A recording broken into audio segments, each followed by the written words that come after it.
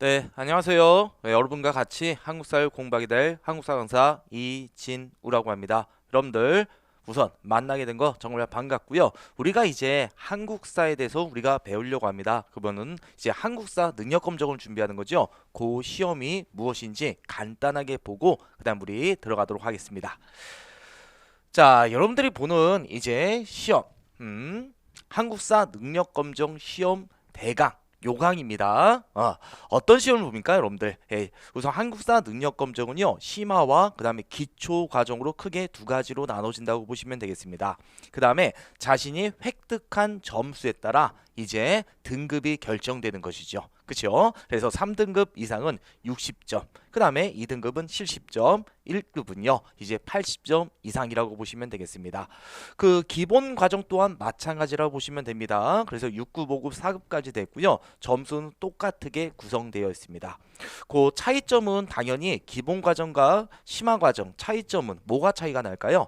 바로 문제 난이도에서 좀 차이가 있다는 거, 그 정도 보시면 되겠고요. 그 분야는 차이가 없다고 보시면 되겠습니다. 전 범위가 나오는 건 마찬가지고요. 난이도의 차이가 조금 있더라. 그 다음에 우선 문항수도 똑같다고 보시면 되는데요. 이제 난이도의 차이가 있다고 썼죠. 그래서 선택지가 여기는 오지선다. 여기는 좀 확률이 좋아지죠. 여기 오지로 되어 있는데요. 사지라고 보시면 되겠습니다. 사지선다로 구성되어 있다. 이렇게 봐두시면 되겠습니다. 그래서 좀 더 확률이 높아진다는 거 알 수가 있겠죠. 자, 그래서 우리 시험 요강 이렇게 보면 되겠고요. 우선 가장 중요한 얘기는 요거죠. 여러분들이 뭐 한국사 교양을 위해서 이 시험을 보는 사람도 있겠지만 대다수는 어떤 시험을 대비하고 또는 어떤 자격증을 획득해 한 그 과정으로서 많이 배우게 될 겁니다. 그럼 이제 어떤 시험에서는 4급 이상 따와라. 또 어떤 시험에서는 3급 이상 따와라. 이런 식으로 되어 있게 되는데요. 그 4급을 준비하시는 분들이 좀 애매할 겁니다. 그쵸? 나는 이제 4급만 따면 되는데 굳이 어려운 시험을 봐야 되나? 이런 식으로 많이 고민할 건데요. 우선은 범위가 전체 범위다 보니까 이 4급을 딸 땐요, 기본 과정을 선택하는 게 처음에는 많았습니다. 하지만 요즘에는요, 어차피 다 배울 바에 차라리 그냥 뭐야, 어려운 부분은 그냥 내가 틀려버리고 차라리 내가 자신 있는 분야를 맞아갖고 60점을 맞는 게 훨씬 더 안정적이지 않나. 그래서 요즘에는 상급을 많이 보는 추세라고 보시면 되겠습니다. 그러면은 저희 강의는 어디다 초점을 맞추냐? 바로 요 심화 과정과 여기와 그 다음에 기본 과정 요 두 개를 같이 준비한다고 보시면 되겠습니다. 이게 무슨 뜻이냐? 그 기본 과정 또한 대부분 모든 내용을 다 배워야 됩니다. 그리고 또 여러분들이 그 암기가 편하게 되게 있거든요. 어차피 많은 설명이 들어가야 되거든요. 근데 대부분 기본 강의는요, 그냥 나열식 설명이 많습니다. 좀 짧고 쉽게 하다 보니까 여러분이 공부할 목이 많게 된다고 보시면 되겠습니다. 그래서 저는 좀 여러분이 이해하기 쉽게 많은 내용이 포함된 심화 과정, 암기한 양은 똑같다고 보시면 됩니다. 문제 유형은 우리가 딱 봐도 그냥 선택지가 좀 길어질 뿐이라고 보시면 되겠고요. 그래서 여러분들 요 강의는요, 심화와 기본을 같이 어울릴 수 있다. 그걸 여러분들이 명심해 두시길 바라겠습니다. 그러면 기본 과정 보시는 분들은요, 거의 이 강의만 그냥 완강만 해도 됩니다. 따로 복습할 필요가 있다 없다? 없다고 보시면 되겠고요. 그 차이입니다. 그 다음에 심화 과정은 여러분들이 좀 보고 복습 정도만 아주 조금만 더 해도 요 충분히 심화 과정도 여러분들이 어디까지 최소한 2급 이상은 아주 안정적으로 나올 수 있는 그런 강의로 되어 있다고 보시면 되겠습니다. 자, 그래서 요 정도 시험 요강 말씀드렸고요. 자, 그 다음에 이제 우리 배점은 문제마다 이 1점부터 3점 배점이 있다는 거 그거 좀 유념해 두시면 되겠습니다. 출제 범위 들어가도록 하겠습니다. 출제 범위는 또 여러분들이 따로 암기할 필요는 없고요. 그냥 전 범위가 고르게 뭐더라 출제 된다. 그 정도 봐두시면 되겠습니다. 그래서 전근대사가 28문제, 그 다음 근인세가 22문제, 그래서 합이 50문제가 나오게 되겠고요. 그 다음에 그 출제 포인트는요. 거의 또 고르게 나온다고 보시면 되겠습니다. 선사시대부터 우리가 살고는 현재까지 고르게 나온다는 거 그 정도. 그래서 여러분들 뭐 나는 뭐 고려와 조선이 많이 나오니까 여기만 파겠다. 에이 그러면 안 되겠죠 여러분들. 전체적인 한국사 배운 김에 전체적으로 공부하시면 되겠습니다. 자 우리가 한국사 능력검증에서 기본적인 과정을 이렇게 봤고요. 그럼 이제 이 수업이 어떻게 진행되는지 그걸 한번 들어가 보도록 하겠습니다. 우선은 제가 말씀드렸다시피 강의는 매우 이해 중심 강의로 해서 설명만 잘 따라오면 다 이해가 되실 것입니다. 그 다음에 이제 한국사는 또 범위가 많다 보니까 암기를 해야 되죠. 그 암기도 저한테 맡겨주시면 되겠습니다. 그래서 한마디로 쉬운 문제부터 어려운 문제까지 제가 단계별로 문제를 준비할 겁니다. 강의한 다음에 원래 대부분 문제풀이 강의가 따로 있는데 그건 아닙니다. 강의와 문제가 같이 어우러져서 여러분들은 강의 들 때 처음에는 뭐 하고요? 이해를 먼저 하시면 되고 그 다음에 암기도 문제 풀다 보면 암기가 저절로 될 것입니다. 그래서 쉬운 문제에서 어려운 문제 저랑 같이 문제 풀면 암기도 될 거라는 거 그거 여러분한테 말씀드리고요. 자, 그 다음에 그 마지막 강의가 끝나면 또 한 판에 아주 요약 정리가 되는 그런 강의도 있습니다. 그래서 여러분들 그 제가 설명할 때 뭐 필기하려고 그런 노력 필요 없습니다. 그냥 교재 보고 여러분들이 형광펜으로 딱딱 줄만 치겨주면 되겠고요. 그 다음에 이제 따로 필기할 것도 없이 여러분들이 딱 한 판에 한눈에 보기 좋게 그런 강좌도 구성했으니까 여러분이 해야 될 건 한 가지밖에 없죠. 열정을 가지고 이 강의를 완강만 해주시면 되겠습니다. 자, 그래서 여러분한테 부탁드리고 싶은 거는 열정으로 이 강의를 완강, 알겠죠? 그게 여러분한테 부탁드릴 말이라는 거. 자, 그리고 이제 우리 본격적인 이제 한국사 강의로 들어가도록 하겠습니다. 그 들어가기 전에 여러분들 우리 간단한 한국사 지식 먼저 들어가야 되거든요. 그래서 이것도 편안하게 들어보시면 되겠습니다. 긴장 안 하셔도 됩니다. 자, 우선 여러분들 이게 한반도라는 거 다 알고 계실 겁니다. 그쵸? 자, 이제 한반도가 되겠고요. 자, 그럼 이제 요 한반도, 왜 한반도라고 아시나요, 여러분들? 요건 뭐가 된다? 반도가 되죠, 여러분들. 반만섬이다. 그래서 반도 이렇게 말하고요. 이 한반도에 바로 누가 살고 있습니까? 이 반도에 한민족이 살다 보니까 한반도 이렇게 말하게 됩니다. 그 다음에 이제 그 강이 좀 나오게 되거든요. 우선 여러분이 제일 많이 아는 강, 어차피 하나밖에 없죠. 무슨 강? 네, 한강. 요 위쪽에서 흐르는 강이 무슨 강? 북한강, 남쪽에서 흘러내려온 게 남한강이 되겠습니다. 요거 퀴즈 낼 건데 요거 많이 틀립니다. 여러분들 여기는 강에 뭐가 됩니까? 상류 아니면 하류라고 합니까? 강에 뭐라고 합니까? 상류 이렇게 말한다는 거 알 수 있을 겁니다. 그 다음 여기는 뭐가 됩니까? 강에 뭐가 되죠? 하류가 되죠. 하류. 자, 그러면은 저는 여기까지 여러분이 다 마치거든요. 요걸 이제 여러분한테 물어보려고 합니다. 요쪽은 강의 상류가 됩니까? 하류가 됩니까? 여기 강에는요, 여기 상류가 됩니다. 이 밑에 있다고 해서 하류라고 하시는 분들이 있는데요. 우리나라는 이쪽에 무슨 산맥? 태백산맥이 있지 않습니까? 그래서 동고서저 지역, 동쪽이 높고 서쪽이 낮은 지역. 그래서 강물은 위에서 아래로 흐르게 되는 거죠. 그래서 이쪽이 위가 됩니다. 높은 지역. 그래서 강물이 이렇게 내려올 뿐입니다. 위도상 낮아서 우리가 남한강 이렇게 부를 뿐입니다. 그래서 우리가 알고 있는 강 뭐 하나 끝냈습니까? 한강 하나 끝냈습니다. 그 다음에 이제 오늘은 딱 두 개만 요쪽에 흐르는 강 있지 않습니까? 요쪽이 무슨 강? 압록강이라고 합니다. 압록강 왼쪽에 있는 게 무슨 강? 압록강 이렇게 두시면 되겠고요. 여기 북쪽에 흐르는 강 있지 않습니까? 요건 머리 두자 쓴다고 보시면 돼요. 우리나라에서 제일 머리 꼭대기에 있다. 거기 무슨 강? 두만강. 두 개 구분할 수 있겠죠? 무슨 강과 무슨 강? 두만강과 압록강 이 정도. 자, 그래서 여러분들 우리가 그 교과서를 보다 보면요, 압록강 중류 지역이다. 그 다음에 두만강 지역에 사군과 육진이 개척된다. 이런 단어가 나오게 됩니다. 그래서 여러분들은 최소한 강이 나오면 어느 위치인지 그리고 그 머릿속에 어느 위치인지 알고 있지 않습니까? 그럼 기억이 더 잘 됩니다. 그래서 여러분들 아주 기본적인 내용 이렇게 말씀드렸고요. 그 다음에 이제 하나만 더 들어가도록 하겠습니다. 딱 하나만. 이 한반도에 여러분들 우리나라 사람들이 처음 살기 시작한 건 언제부터였을까요? 구석기 아니면 신석기. 요 한반도의 사람들이 처음 살았던 시대는 언제부터라? 구석기 시대부터였다고 보시면 되겠습니다. 그러니까 우리가 구석기 때부터 배우지 않을 겁니까? 그쵸? 아이 신석기부터 살았으면 우리나라 역사는 신석기만 배우면 되는데 구석기부터 다 배우지 않았습니까, 여러분들? 그러니까 구석기 때 사람들이 처음 살았다. 근데 이들을 우리나라 민족이라 할 수는 있다 없다? 민족이란 할 수가 없습니다. 우리 구석기 때는요 이동 생활을 했고요.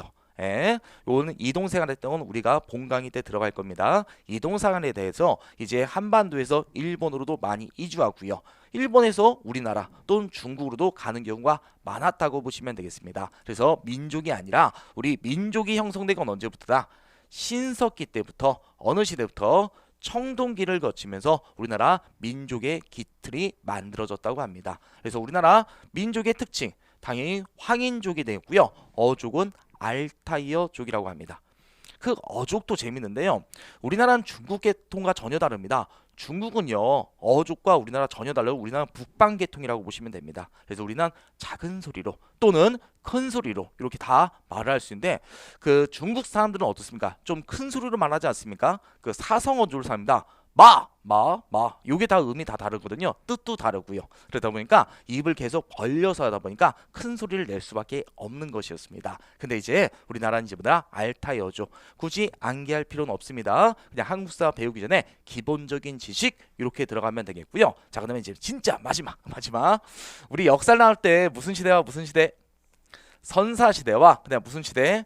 역사시대로 나눠진다고 합니다. 요 나눠진 기준 알고 계시겠죠? 사가 무슨 사자? 기록할 사자. 기록이 있기 전을 무슨 시대? 선사시대. 기록이 있은 후를 역사시대. 그래서 우리가 제일 먼저 배울 주제는 어느 시대? 선사시대부터 배운다고 보시면 되겠습니다. 그럼 선사시대는 글자가 없다 보니까 우리가 어떻게 공부할까요? 이들이 사용했던 도구, 유물, 그 다음에 이들이 살았던 집터, 유적 이런 걸로 나오다 보니까 대부분 글보다는요 이제 그림으로 많이 나오는 문제가 바로 어느 시대? 선사시대가 되겠습니다. 자, 우리 좀 설명 길었죠? 네, 들어가기 전에 이제 우리 본격적인 강의 들어가도록 하겠습니다. 자, 우리 이제 선사시대부터 들어갈 건데요. 선사시대 하면 제일 먼저 떠오르는 게 어느 시대? 구석기와 신석기가 되겠죠. 우선 둘 다 무슨 시대? 석기 시대인데 도구의 제작 방법으로 떼어서 사용하면 무슨 석기? 뗀석기, 갈아서 사용하면 간석기 이렇게 말하게 됩니다. 자, 여러분 교재는 이제 몇 페이지 피면 되냐면요. 6페이지부터 이제 여러분들이 해야 될 것 설명 듣고 이해해 주시고 그 다음에 이제 여기 화면에 나오는 거 있지 않습니까? 그 글만 찾아서 형광펜만 줄쳐 놓으시면 되겠습니다. 다른 것들은 건드리지 마세요. 알겠죠? 다른 것들은 다 참고용 또는 뭐더라? 배경지식용이라고 보시면 되겠습니다. 자, 우리 갑시다. 자, 여러분들 이제 우리 구석기 때부터 배우려고 하거든요. 우리 구석기 때는 떼어서 사용했다 무슨 석기? 뗀석기. 요건 기본적인 지식 다 알 건데요. 가장 중요한 건 무엇인다? 예나 지킵니다. 먹고 사는 게 중요하지 않습니까? 바로 경제 활동만 보면 구석기와 신석기는 금방 끝나게 됩니다. 가볼게요. 자, 구석기 때 여러분들 경제 생활은요. 뭐와 뭐가 중심이었다? 수렵과 채집이 중심이었다. 수렵이 뭔지 알고 계시죠? 바로 뭐 하는 거? 사냥하는 거. 그게 뭐가 됩니까? 수렵이다 들어가시면 되겠습니다. 남자들이 이제 사냥으로 나갑니다. 그럼 여성들은 뭐 할까요? 이제 열매 같은 걸 주워 담겠지요. 그런 걸 뭐랍니까? 채집 이렇게 말하게 됩니다. 자, 그래서 여러분이 머릿속에 기억한 수렵과 채집 요것만 제대로 기억하면 나머진 다 알아서 나옵니다. 알겠죠? 자, 한번 가볼까요? 자, 수렵과 채집이 중심이다 보니까 이때 도름들아 돌을 다 얻었습니까, 여러분들? 떼어서 사용했죠. 그래서 뗀석기 이렇게 말한 건데요. 요게 바로 대표적인 무슨 도끼? 주먹 도끼가 되겠습니다. 주먹으로 쥐고 뭐 할 때 사용 도구? 찍을 때 사용하는 도구가 되겠습니다. 그럼 이건 무슨 용 도구라는 거 아십니까? 사냥용 도구라는 거 알 수가 있겠죠. 그 다음에 여기 맨 오른쪽에 있는 거 있지 않습니까? 여기는 나무를 이어 붙이게 됩니다. 그 다음에 이제 뭐더라? 창으로 사용하는 거 승배 찌르게 이렇게 말합니다. 그 다음에 이거 두 개는요 글게야 밀가에서 가죽들을 벗길 때 사용하는데 여러분들 우선 도구는 다 뭐더라? 떼어서 단 좀 투박한 형태 요게 뗀석기란 거 알아두시면 되겠고요. 그 다음에 명칭도 따로 외울 필요 없습니다. 주먹도끼, 글게야, 밀게, 승배 찌르게, 찢게 되겠죠. 도끼야 개자로 끝났다. 어느 시대더라? 구석기로 빼주시면 되겠습니다. 도구가 끝났습니다. 그 다음에 계속 또 들어갑시다. 수렵과 채집을 하다 보니까 이들은 정착 생활했을까요? 이동 생활했을까요? 이들은요 계속해서 먹을 것을 찾아서 이동하는 생활, 이동 생활을 했다는 게 특징이 되겠습니다. 그러니까 이제 구석기 유적지는요, 전국 각지에 고르게 분포하게 되는 것입니다. 그 다음에 이동하다 보면요, 여러분들 집을 정성 들여 지을 필요가 있을까요? 없겠죠. 집을 어떻게 짓는가? 막 짓게 됩니다. 그래서 막집도 지은 사람들은요, 동굴에 들어가서 살았습니다. 그래서 막집과 동굴 이렇게 막동 들어가시면 됩니다. 그 다음에 사회는요, 떼지어 다녔다고 합니다. 무리 사회라고 하거든요. 왜 무리 지어 다녔을까요? 바로 사냥하기 위해서 그렇다고 보시면 되겠습니다. 여러분한테 제가 이런 도끼 들고 멧돼지 잡아라, 혼자서 힘들겠죠. 오히려 멧돼지한테 공격을 당할 수가 있을 것입니다. 그래서 여러분들, 자, 이때는 뭐더라? 다 무리사회 떼지어 다녔다. 그다음 유의할 점 딱 하나만. 이때 원시 신앙은요, 없었다는 게 중요합니다. 되겠죠? 여러분들, 애니미즘, 토테미즘, 샤머니즘 이런 단어 들어보셨나요? 이런 것들은요, 다 신석기 때 나온다는 거 알아두시면 되겠습니다. 이때는 사냥감의 번성을 기원하는 단순한 주술적 기원이라고 하게 됩니다. 비 오는 날에는 사냥터에 나갈 수가 있을까요? 없겠지요. 비 오는 날 이제 동굴에 있다가 심심하니까 동굴 벽화를 그립니다. 아, 이거 어떻게 잡았어야 되는데. 그리고 주먹도끼로 막 제가 찍고 있습니다. 저 사람 종교 활동한다. 아니죠. 신앙 활동한다. 아니죠. 그냥 사냥감의 번성을 기원하는 무슨적 기원? 주술적 기원이다. 이 정도 여러분이 간단히 봐두시면 되겠습니다.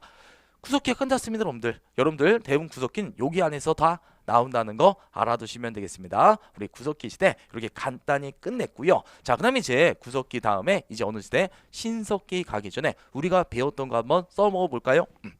자, 우리가 배웠던 거 한번 써먹어 보도록 하겠습니다. 문제 이제 푸시면 되겠거든요. 문제도 제가 준비해놨습니다. 봅시다, 여러분들. 자, 아주 기초적인 문제가 딱 나와 있습니다. 다음 지역 축제의 시기생활로 가장 올바른 거. 공주 석장리 문화. 어이씨, 공주 석장리 어디지 모르겠는데 읽어보면요, 공주 석장리에서 4만년에서 1만년 전, 여기가 핵심이에요. 동굴이나 막집에서 살았다고 합니다. 막동, 우리가 배웠던 시대죠. 어느 시대가 됩니까? 구석기 시대가 되겠습니다. 그럼 구석기 생활과 관련된 거 고르시면 되거든요. 도구로 긁게야 밀게. 우리 도구 뭐 배웠습니까? 도끼 개자 끝난다. 어느 시대?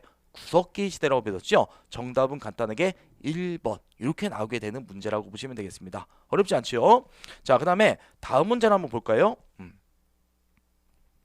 여기 또 나와 있습니다. 공주 석장리. 우리가 방금 전에 공주 석장리 유적지 배우지 않았습니까? 공주 석장리 유적지가 우리 남한 지역의 최초이자 최대의 구석기 유적지가 되겠습니다. 그 다음에 경기도 연천 정곡리 유적지.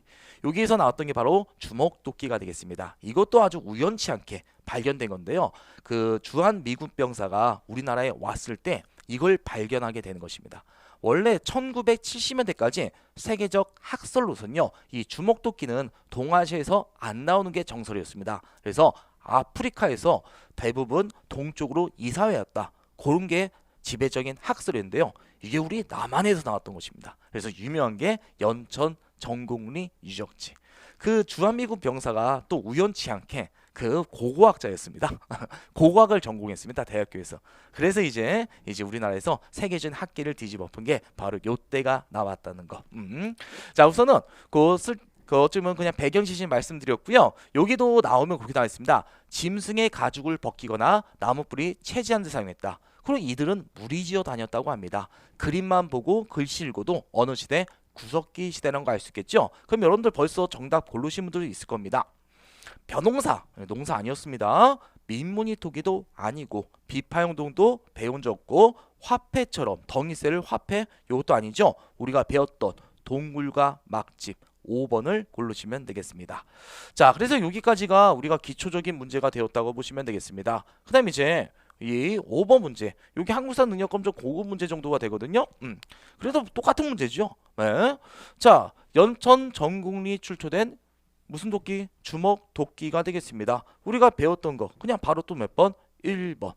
자, 그래서 구석기 시대 어떻게 나오는지 알 수 있겠죠, 여러분들? 아주 기본적인 식 갖다가 우리가 문제를 다 풀 수가 있습니다. 자, 그러면 우리 구석기가 암기되었으니까 이제 어디 갑시다? 신석기 시대로 들어가도록 하겠습니다. 자, 그럼 이제 여러분들 신석기는요, 우선 교재를 여러분들 몇 페이지 피면 되겠고요, 쭉쭉 넘겨서요, 이제 8페이지 피시면 되겠습니다. 나머지는 다 배경 지식으로 여러분들이 봐두면 되겠고요. 그 다음에 개념 확인이라고 OX 문제가 있을 겁니다. 그건 좀 어려운 문제니까 그것도 여러분들 한번 스스로 복습하실 때 그거 한번 푸셔보시고요. 틀려도 괜찮다는 거 그냥 배경 지시로 교재 한번 다시 보기 딱 그렇게 봐두시면 되겠습니다. 됐나요? 자, 처음 강의다 보니까 좀 설명이 많죠, 여러분들. 자, 이제 여러분들 믿고 전 이제 강의에 집중해서 들어가도록 하겠습니다. 자, 이제 우리가 신석기 시대에 들어갈 겁니다. 자, 구석기와 신석기를 구분할 땐 이제 어느 활동에만 초점 맞추면 되더라? 먹고 사는 거, 경제 활동에 초점 맞추면 된다고 썼죠? 신석기 때 경제 활동에 커다란 변화가 일어나게 됩니다. 바로 뭐의 시작? 농경의 시작이라고 보시면 되겠습니다.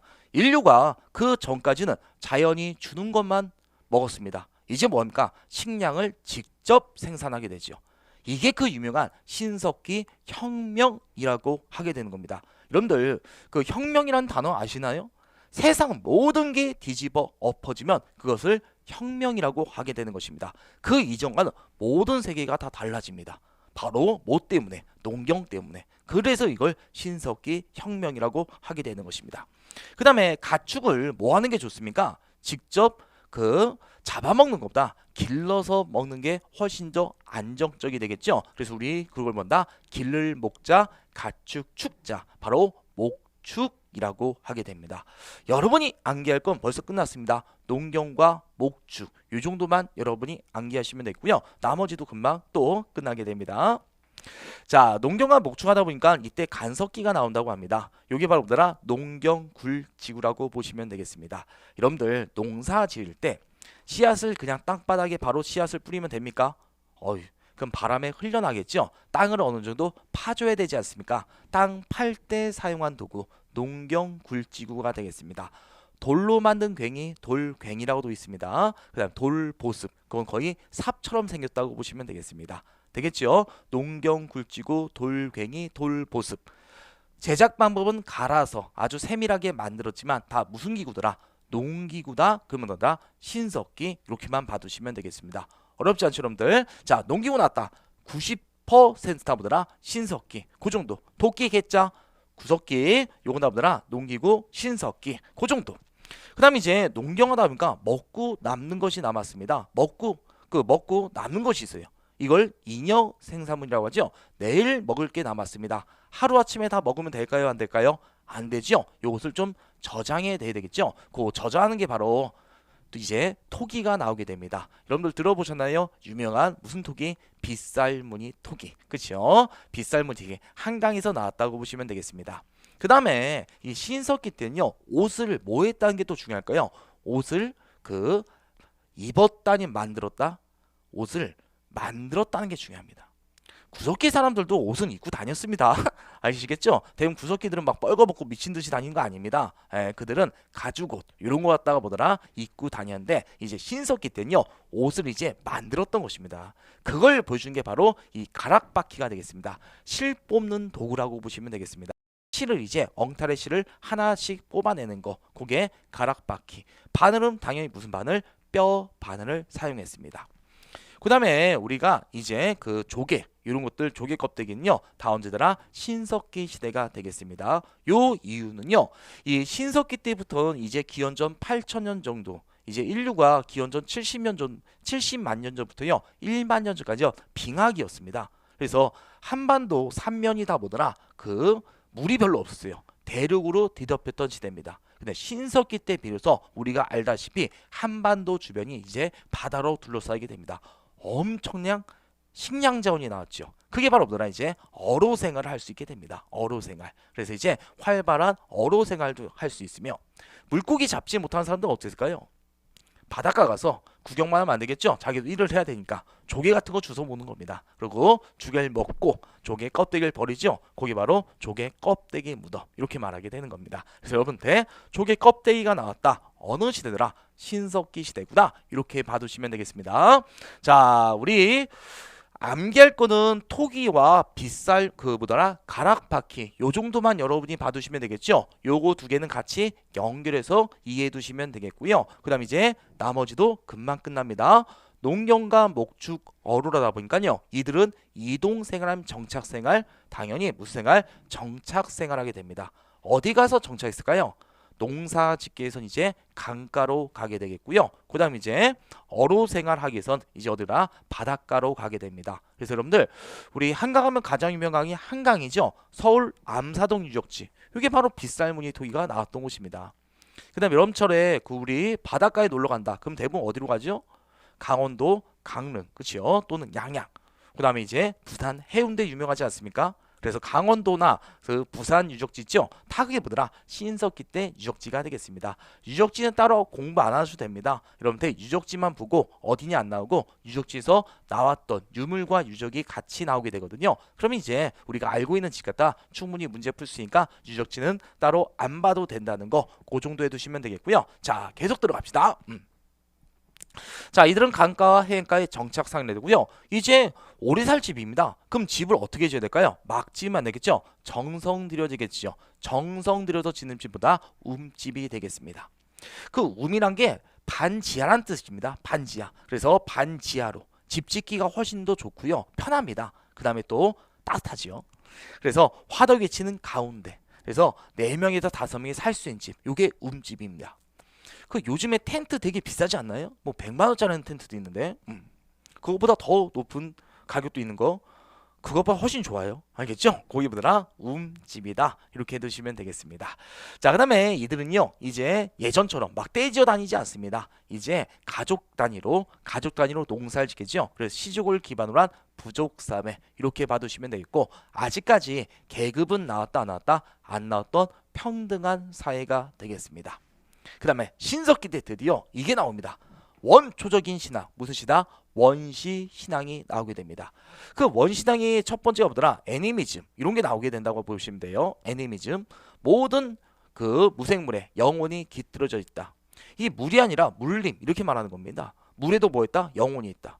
그래서 제 그 뭐라고 할까요? 그 분필 있죠? 예, 분필하고 제가 얘기하는 겁니다. 전자 분필하고 뭐라고 하는 겁니다. 이번 수업 열심히 하자. 저놈 또라이다. 그게 아니라 이런 것들이 애니미즘이라고 보시면 돼요. 여러분 어렸을 때 곰돌이 인형하고 얘기하지 않았습니까? 저만 그랬나요?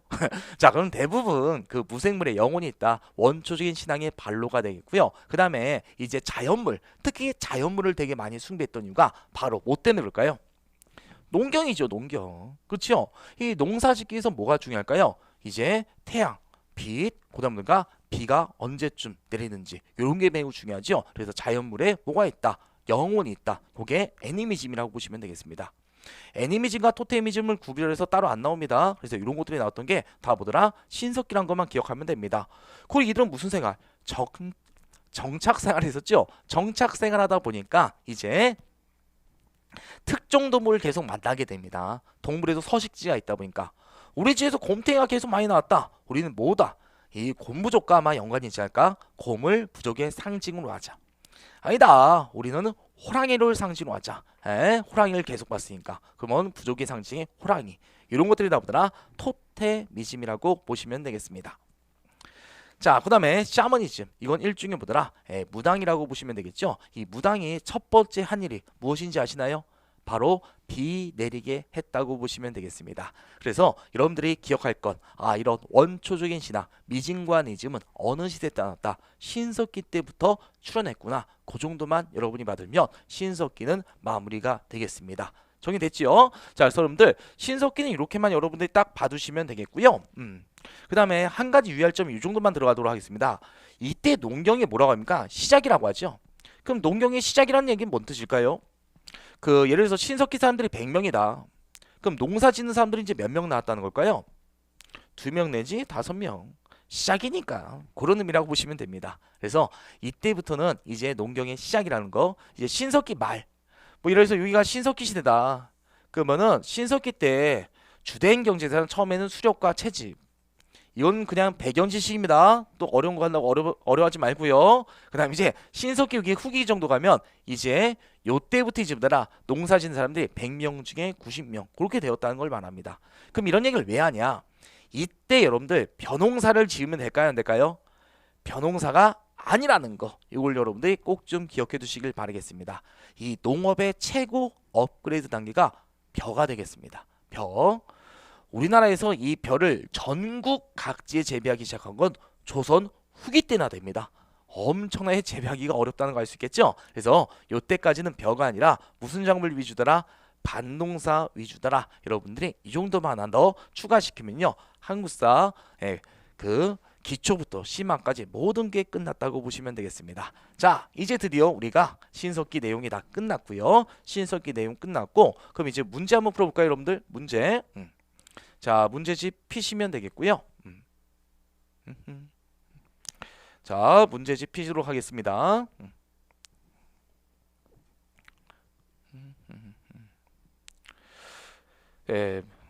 이제 죄송해요. 좀 늦어졌죠? 요게 자 봅시다.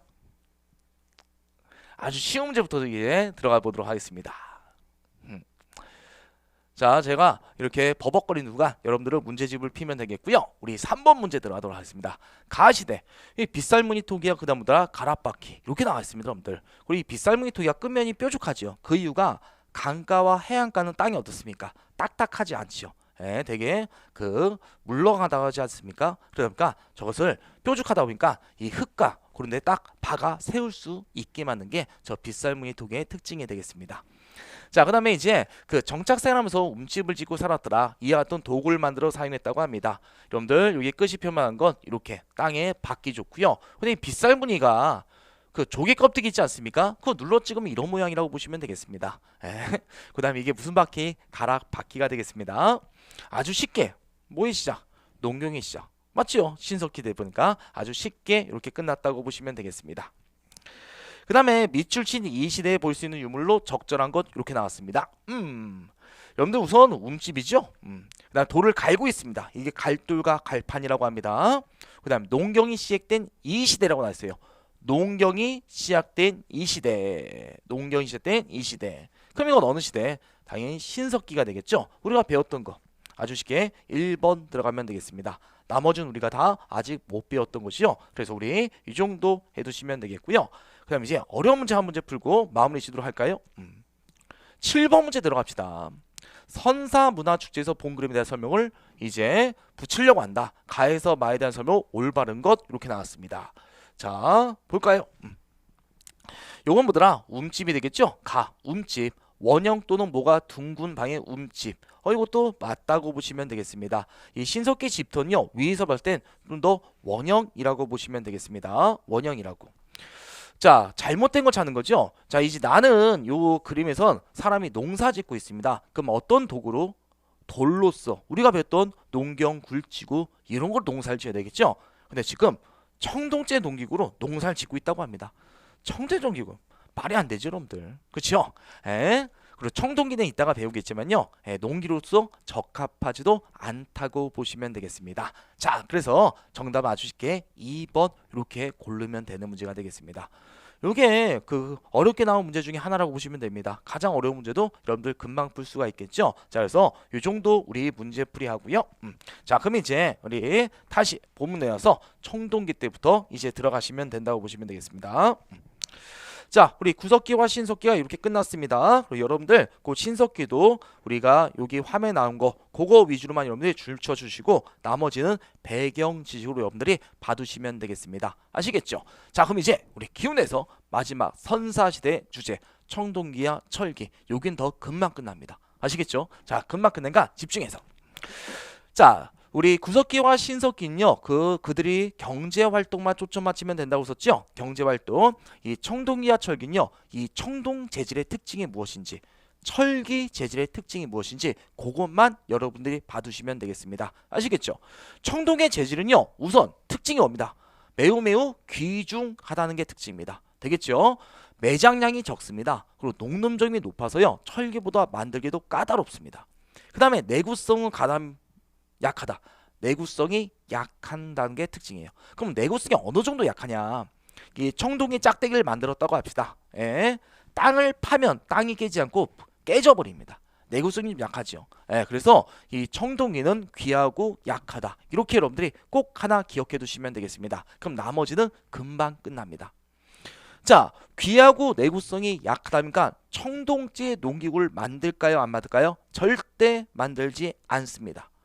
그 오늘날에도 여러분들 청동기는 농기구로 부족할 만합니다. 재질상. 그러다 보니까 여러분들 청동 농기구 나왔다. 그 집은 무조건 X 해놓으면 되겠습니다. 그럼 이거 갖다 뭘 만들까요?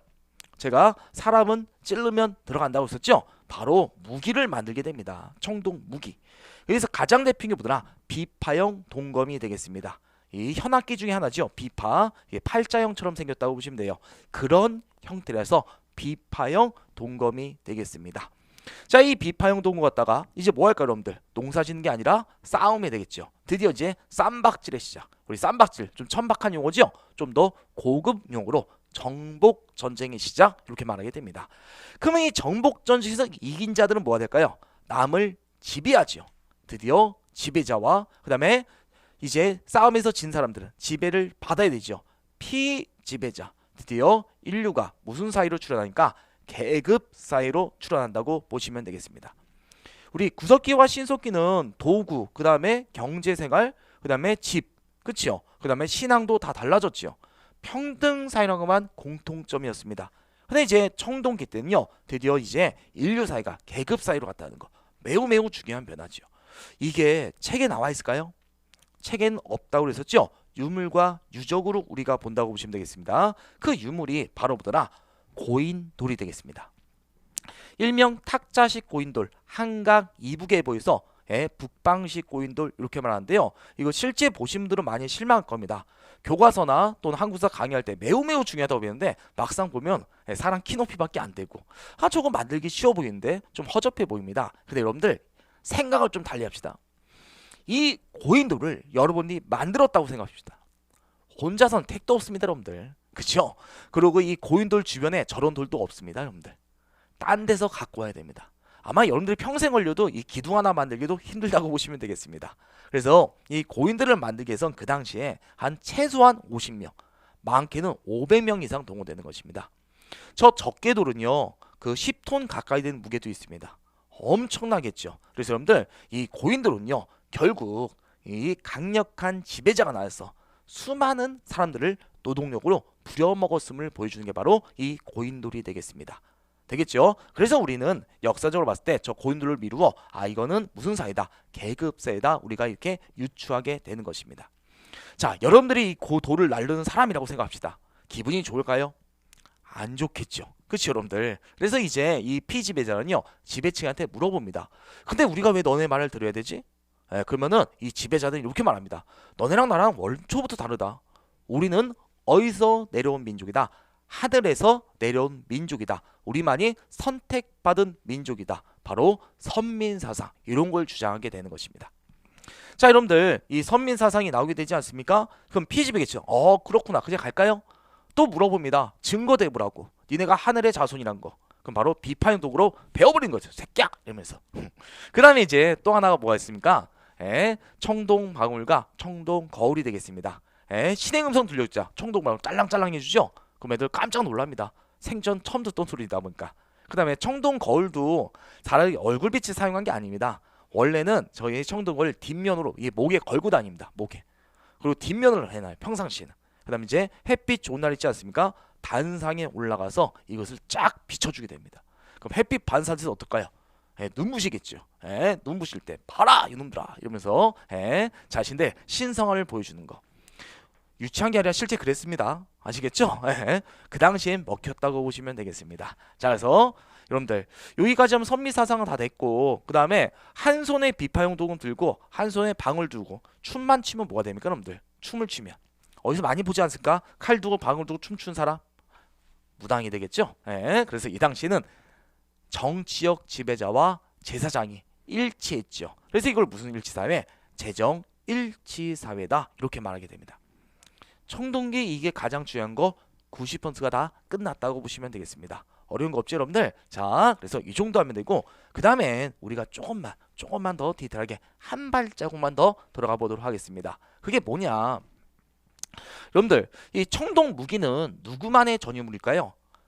지배계층만의 전유물이죠. 피지배계층은 이런 걸 만질 수가 없지요. 그래서 피지배계층들, 조금 일하고 있는 사람들, 그 사람들은 뭐가 됩니까? 예전까지처럼 간섭기를 사용해야 됩니다. 그래서 청동기 때 간섭기가 하나 있습니다. 그게 바로 반달 돌칼이라고 보시면 되겠습니다. 반달 돌칼, 이건 청동기 때 나왔던 거고요. 이제 아주 세밀하게 갈게 되죠. 그래서 칼 날처럼 만듭니다. 그래서 벼 이삭을 잡고 벨 때 사용한 도구, 이게 반달 돌칼. 그래서 여러분들 머릿속에 어떻게 정리하면 될까요? 농기구가 나왔다 90% 신석기, 뭐 빼고? 반달 돌칼 빼고 답더라 신석기, 이렇게 봐두시면 되겠습니다. 그래서 반달 돌칼 여러분들 꼭 좀 잘 기억해 두시면 되겠고요. 그 다음에 그 반달 돌칼을 쓰면 되겠고요. 여러분들 반달 돌칼을 쓰면 됐고요. 그 다음에 하나만 더 들어가면 요때 농경도요 벼농사가 시작됩니다. 벼농사. 신석기 때 벼농사 아니죠. 드디어 청동기 때 벼농사가 시작되는데 이것도 시작이죠. 전국 각지에 재배되면 될까요 안 될까요? 안 된다는 거 알 수가 있을 겁니다. 그 다음에 또 요 정복전지를 하나만 더 들어가 볼까요 여러분들? 요거 그냥 여기 언덕이, 여기 A가 B가 있다고 합시다. 여러분들이 방어하기 유리한 곳은 어디가 될까요? A 지역이 되겠죠. 뒤에 뭐가 더 있으면 좋을까요? 산. 그래서 이것을 등질 배자, 매산자, 배산. 앞에 또 뭐가 있으면 좋을까요? 물이 있으면 좋겠죠. 배산 임수치락이 만들어졌다. 그 다음에 이제 유적지는 어디로 간다? 구릉지로 많이 이동하게 된 게 요때가 되겠습니다. 됐나요 여러분들? 그 밖에 또 하나만 들어가면 토기가 나오는데, 이때 토기는 무슨 토기? 무늬가 없는 무슨 토기? 민무늬 토기라고도 있고요. 손잡이 달려있는 게 있거든요.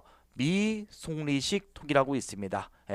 여기는 없지만 교재엔 딱 손잡이 달리는 거 보이시죠 여러분들? 미송리식 토기. 그래서 여기까지 하면 우리 청동기는 완벽하게 끝났다고 보시면 되겠습니다. 정리되셨나요? 자, 청동기 우리가 이렇게 배웠으면 됐고요. 그 다음에 이제 우리 청동기 배웠으니까 한번 간단하게 철기 들어가기 전에 우리 청동기 한번 정리하고 들어가도록 하겠습니다. 청동기 정리하고.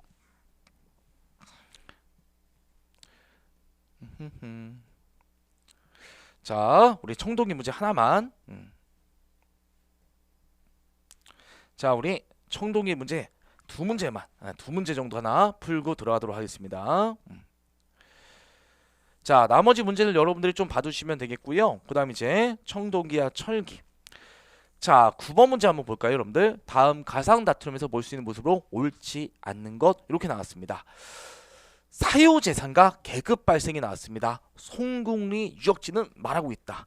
그리고 지금 막 여러분들 그림에 보면요, 이제 이 목책 같은 것이 만들어졌습니다. 이런 것들은 다 방어시설이라고 보시면 되겠죠. 이 정복전지 시작된 거. 그리고 우리가 계급 발생 이거 배웠었고, 이때부터 이제 무슨 격차가 걸릴까요? 그 지배자들이 피지배한테 많은 먹을 것을 뺏어가겠죠. 그래서 이제 바로 무슨 재산제? 사유재산도 나올 때가 요때라고 보시면 되겠습니다. 철제무기, 우리 아직 철기시대 안 들어갔습니다.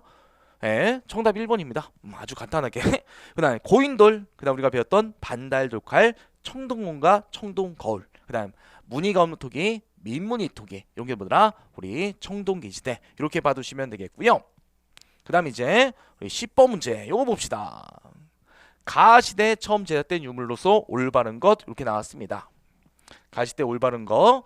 자, 여러분들 여기 보면요, 저 멀리에 뭐가 있습니까? 고인돌이 있습니다. 그 다음에 이제 그지같이, 그지같이 좀 이상하네. 자, 하여튼에 요 좀 청동기 인간이 반달돌칼, 이게 보이죠? 그럼 어느 시대라? 청동기 시대가 되겠습니다. 그럼 청동기 때 관련된 거 보면요, 여러분들 딱 보면 어떤 게 나옵니까? 비파용 도구 간단하게 고르시면 되겠고요. 자, 요건 갈돌과 갈판, 신석기. 그래서 1번부터 3번 다 어느 시대로 가면 될까요? 신석기 시대다, 이렇게 해두시면 되겠고요. 여기다 보더라 구석기 때 주먹 도끼가 되겠습니다. 자, 우리 간단한 문제 이렇게 배웠다 보시면 되겠고요. 자, 그 다음에 이제 어려운 문제도 한번 풀까요? 가시대에 처음 등장한 모습. 이때는 농업 생산이 뭐더라? 향상되고, 농업 생산이 향상되고, 사유재산 나왔던 게 그대로 나오죠? 계급이 발생했다. 부여 송궁리, 그냥 이런 것만 주지 않아요 여러분들. 유적지만 주지 않습니다. 그 정도 해두시면 되겠고요. 반달칼, 비파용 등급. 가락바퀴 이용한 어느 시대? 신석기. 2번에는요 승배 찌르기라고 보여요. 개자 나왔다. 어느 시대? 구석기. 이렇게 들어가시면 되겠습니다. 되겠죠? 거푸집을 사용하여 도구를 제작했다. 아직 우리가 거푸집은 배우지 않았지 여러분들. 이거는 철기 때 언급할 건데 그래도 모르면 우선 놔둬요. 점 찍고 아직 모르겠네. 자 4번 동굴과 강가에 막집 나왔죠. 이거 어느 시대? 구석기. 그 다음에 빗살무늬 토기가 나왔다. 이거 어느 시대? 신석기. 그럼 나머지가 다 아니게 되죠? 그럼 정답 몇 번? 3번 들어가시면 되겠습니다. 물론 거푸집은 철기까지 하면 금방 답이 더 쉽게 골라지겠죠? 그래도 우리가 중요한 것만 알아도 웬만한 문제, 어려운 문제도 다 풀 수 있다는 거. 되겠죠? 자, 그래서 이 정도에 두시면요. 이제 여러분들 모든 문제 다 풀 수가 있을 것입니다. 자, 그래서 우리 문제는 이 정도 하고요. 자, 이제 철기하면서 우리 길었던 이 1강을 빨리 마무리 짓도록 하겠습니다. 자, 이제 철기시대 봅시다. 자, 청동기와 철기의 특징은요. 재질의 특징만 보면 된다고 했죠? 철기는요. 청동에 비해서 매우 뭐하다는 게 특징이에요? 흔하고 내구성이 강하다는 게 특징입니다. 흔하다. 매장량이 많습니다. 그 다음에 만들기도 훨씬 더 보더라 까다롭지 않고 쉽다고 보시면 돼요. 그래서 이것을 우리가 흔하다 이렇게 표현하게 되고요. 그 다음에 내구성이 강하다. 철대 짝대기를 만들었습니다. 땅을 파면 땅이 파진다 안 파지다? 땅이 파진다는 게 특징입니다. 그게 특징이란 거 꼭 기억하면 되겠고요. 그래서 이 철기는요 누구나 구할 수 있고요. 땅을 파면 땅이 파지기 때문에 뭐가 나올까요? 철제 뭐가 나옵니까? 농기구가 나오게 됩니다. 그럼 이 철제 농기구가 나왔다. 그러면 이게 왜 엄청난 변화냐? 여러분들 철제 농기구군요. 우리 보세요. 농경이 이런 거예요. 간단해요. 농경. 땅입니다. 여기다 씨앗을 뿌려요. 씨앗을 뿌리면요. 이제 씨앗이 자라서 곡식. 요거 베어먹는 게 농사 아닙니까? 근데 다음에 씨앗을 뿌렸다고 합시다. 다음에 씨앗을 뿌렸어요. 그럼 이게 똑같이 잘 자라야 되는데 잘 자랄까요? 잘 안 자랍니다. 왜? 여기 있던 영양분. 땅속에 영양분을 먹고 곡식이 자라지 않습니까? 이걸 다 먹어 치웠기 때문에. 그럼 어떤 방법이 있을까요? 다른데 이사? 힘들지요. 뭐가 좋을까요? 아직까지 요 밑에는 영양분이 많이 남아있지 않습니까? 요것을 어떻게 위로 올리고 요것을 밑으로 내리면 되는 것입니다. 이게 바로입니다. 땅을 갈아 엎는다 이렇게 말합니다. 우리 소가 밭을 뭐 한다고 합니까? 밭을 간다라고 하죠. 이게 갈아 엎는 겁니다. 이러면서 잉여 생산물이 엄청나게 폭증한다고 보시면 돼요. 생산물이 이제 몇 배? 2배 내서 3배까지 엄청난 변화죠. 여러분들 이렇게 국사에서 배울 때 2배 내지 3배라면요. 그냥 그랬구나. 그런데 여러분들 소득이 2배 내지 3배까지 높아졌다고 생각해 보세요. 여러분 소득이. 집이 바뀌고 차가 바뀌지 않습니까? 그렇죠? 그만큼 혁명적인 게 철제 농기구가 되겠습니다. 자, 철제 농기구. 그다음에 여러분들 철제 농기구 갖다가 이 농기구만 만든 게 아니라 철제 뭐도 만들까요? 무기도 만듭니다. 무기도 훨씬 더 뭐더라 만들기도 쉽고 그다음더라 내구성이 강하기 때문에 이제 철제 뭐도 만다 무기도 만들어진다고 보시면 되겠습니다. 그 청동기 부족과 철기 부족이 싸웠다. 청동기 부족이 이기죠. 왜? 철기는 강하기 때문에. 아닙니다. 청동기의 가장 큰 단점이 흔하다는 거. 여러분들 청동기와 철기 싸워도 싸움 잘하는 애들은 피하고 찌르고 그리고 바로 부딪히고 깨지지도 않습니다. 알겠죠? 청동기 봐봐요. 청동기 부족이 100명, 철기 부족이 100명이다. 청동기 부족 사람들은요. 100명 중에 싸울 수 있는 사람이 귀하다 보니까 한 5명 내지 10명밖에 안 나옵니다. 하지만 철기 부족은요. 흔하니까 대규모로 남자애들은 다 철기 들고 막 나오게 되는 겁니다. 결국 그래서 압도적인 숫자로 제압할 수 있는 게 바로 철기 부족이 된다고 보시면 되겠습니다. 자, 그래서 여러분들 여기서 가장 커다란 철기는 요것만 들어가면 돼요. 철제 농기구와 철제 무기. 그래서 정복 전쟁도 활발해졌더라. 그럼 청동기는 안 만들까요? 청동기는 예나 지금이나 뭐 하는 게 특징? 귀중하다는 게 특징입니다. 뭘로 이용하면 될까요? 그렇죠. 귀중품으로 이용하면 됩니다. 그게 바로 청동기의 무슨화? 의기화 이렇게 말하게 됩니다. 의기화라는 거는 제사용 도구 알겠죠? 이런 식으로 변화된 걸 말한다고 보시면 돼요. 지배자의 어떤 거? 장식품. 그래서 우리 청동기는 무슨화됐다? 의기화되었다 이렇게 받으시면 됩니다. 됐죠? 자, 그래서 청동기는 의기화돼서요. 그래서 여러분들이 유의할 점은 요거 하나만 더 유의하면 돼요. 청동기 때 나왔던 동검이 있어요. 그게 무슨 동검? 세형 동검. 이 가느다라진 동그라미에서 세용동검 이렇게 말합니다. 비파형 세 글자 청동기 이렇게 들어가도 되고요. 세형 두 글자니까 철기 그렇게 들어가도 되는데 우선 좀 더 세밀해지고 더 단단한 이제보다 동검이 만들어지게 되는 것입니다. 되겠죠? 업그레이드가 됐다고 보시면 돼요. 그 다음에 청동기 때는 그 거친 무늬였는데 이제는 자잘한 무늬 잔 무늬 거울도 나오게 되고요. 청동기를 만들었음을 보여준 틀 그게 거푸집이라고 보시면 돼요. 이 거푸집은 일종의 뭐가 되더라? 그 붕어빵의 원리랑 똑같다고 보시면 됩니다. 그 주물틀이 있어요. 주물틀이 뭐 이래서 이런 주물틀 좀 이상한 걸 그렸네. 하여튼 이상하다 진짜. 자, 예, 주물틀이 있는데 여기다 이제 청동을 넣고요. 그다음에 이제 덮개 덮어서 구워 만드는 거. 그게 칼이 되는 거. 여기 보더라 거푸집.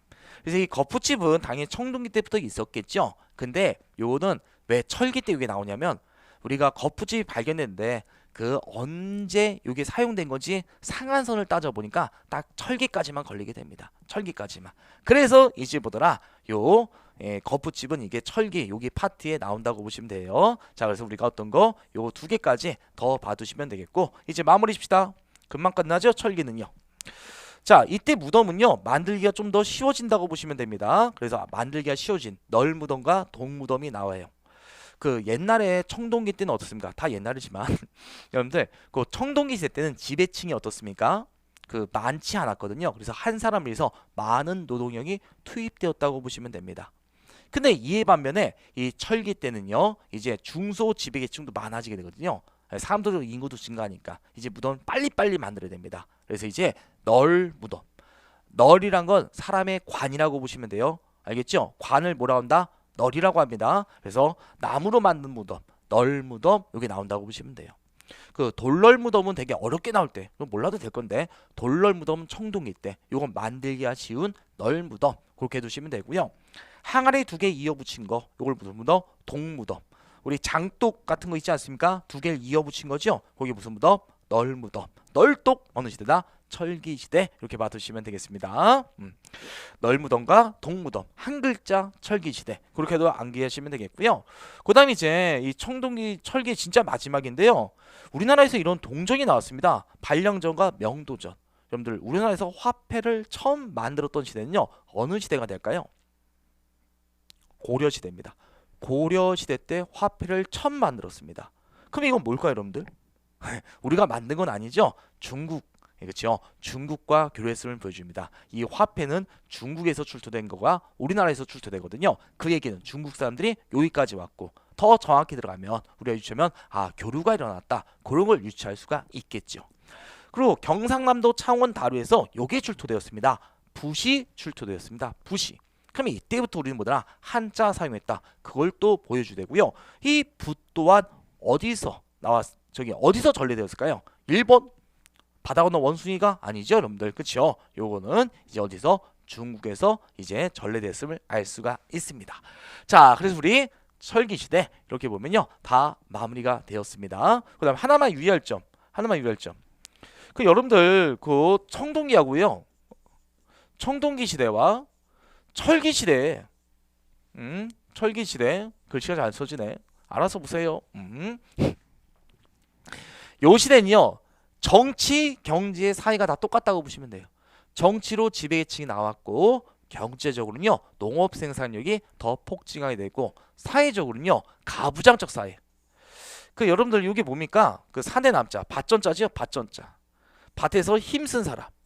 밭에서 막 힘쓴 사람. 이게 사내 남자. 이제 경제적인 주도권이 누구한테? 남자한테 있게 됩니다. 그러다 보니까 이제 집에서 짱은 집가짜, 아비부짜. 집에서 짱은 누가 됩니까? 아버지가 되죠. 아버지가 짱이다. 가부장적 사회가 출현한다고 보시면 되겠습니다. 요것들은 다 보더라. 청동기와 철기의 공통점. 철기는 어떻습니까, 여러분들? 그렇죠? 청동기와 철기 사회는 다 공통점이 되고요. 차이점은 이 철제, 그렇죠? 농기구와 철제 무기. 이런 변화가 있다는 거 여러분이 그것만 봐두시면 마무리가 될 것입니다. 자, 그래서 우리가 이제 철기까지가 다 마무리가 되었습니다. 그럼 이제 우리 간단한 문제 한 문제나 두 문제 풀고요. 요 1강 마무리 짓도록 하겠습니다.